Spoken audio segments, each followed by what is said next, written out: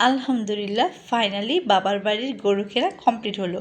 এখন কিন্তু রাত 2টার উপরে বাজে, আর তারা সবাই মানে জাকির, আমার ভাইয়া আর আপনাদের ভাইয়া, বাচ্চা 4টা, মানে জারিফ, জারিন, রিদিন, রিদান সহ চলে গিয়েছিল হাটে, আর গরু সাথে করে নিয়ে আসলো।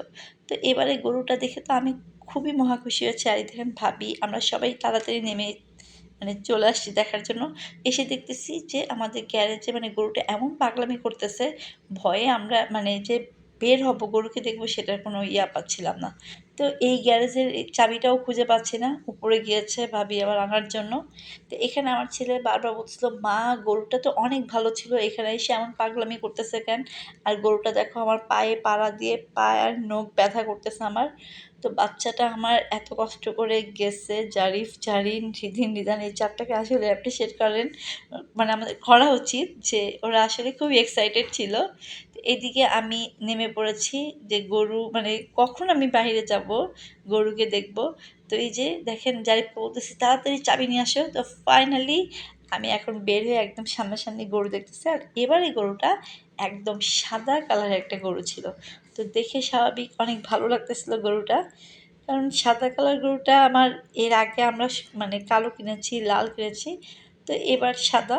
দেখেন আপনাদের কাছে কেমন লেগেছে গরুটা?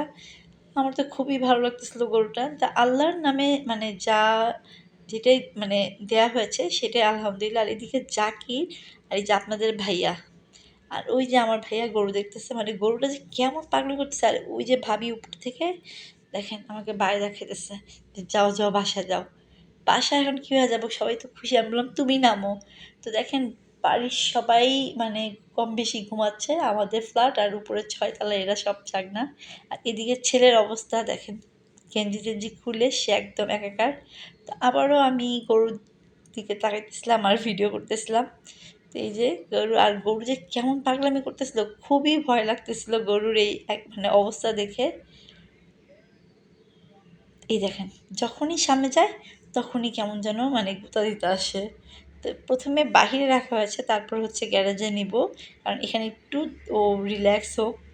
আর এই যে একটু পর পর ওর অবস্থা মানে আমাদের সামনে গেলেই মানে শিং দিয়ে গুঁতা দেওয়ার চেষ্টা করে। তো ফাইনালি দেখেন কত রাত, এখন 3টা 40 বাজে। তা আমি মানে খুবই মানে ভালো লাগতেছিল। আর এখানে ভাইয়াকে বলতেছিলাম ভাইয়া গরুটা ভালো হয়েছে। তো উপর থেকে আম্মু, ভাবি, আমার মানে বোন ওরা সবাই দেখতেছিল। তো এখানে আমি, রোজা আর হচ্ছে ভাইয়া ছিলাম। আর এই যে গরুটা একদম হোয়াইট কালার একটা গরু। তো রিদিন, রিদান, জারিফ, জারিন খুবই মানে মহাখুশি। আর এইদিকে একটা কাহিনী হয়েছে, তারা গরুকে মালা পরাবে, রিদান বার বলছে বাবা মালাটা পরাও। এই যে মালাটা পরার সময় দেখেন গরুটা কেমন করে, আমার তো এত ভয় লাগতেছিল, খুবই ভয় পাচ্ছি।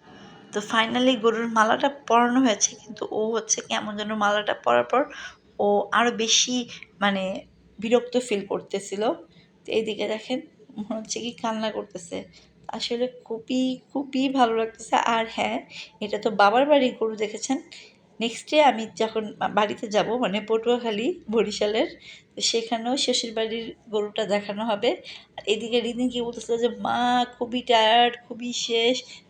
জারিফের অবস্থা দেখেন একদম নাজেহাল। তো জারিন বেচারি মানে ফার্স্ট টাইম, আর রিদিনও ফার্স্ট টাইম গিয়েছে হাটে। তো ওই দিকেই দেখেন মালাটা এখন যেহেতু ও মানে পরবে না, ওকে জোর করে পরানো হতেছিল। তো মালা টালা পরানো আবারও তারা পরাইলো। পরানোর পর দেখেন গরুর কী অবস্থা। তো আপনাদের কেমন লেগেছে অবশ্যই কিন্তু কমেন্ট করবেন। আর এই গরুটা মানে আলহামদুলিল্লাহ আল্লাহর নামে দিচ্ছি, আমার তো খুবই ভালো লেগেছে। তো আপনারা সবাই কমেন্ট করবেন আর বেশি বেশি করে শেয়ার করে দেবেন। দেখেন দেখছেন কেমন করতেছে, তো খুবই ভয় পাইতেছিলাম। বারবার বলতেছিলাম তুমি যাইও না, জাকিরকেও বলতেছিলাম, আপনাদের ভাইয়াকেও বলতেছিলাম, কিন্তু তারা কোনোভাবেই শুনতেছে না। তারা একটু পর পর সামনে যাচ্ছে, আর গরু তো বুঝতেছেই না কী করার। তো আজকে এতটুকুই, সবাই ভালো থাকবেন, আল্লাহ হাফেজ।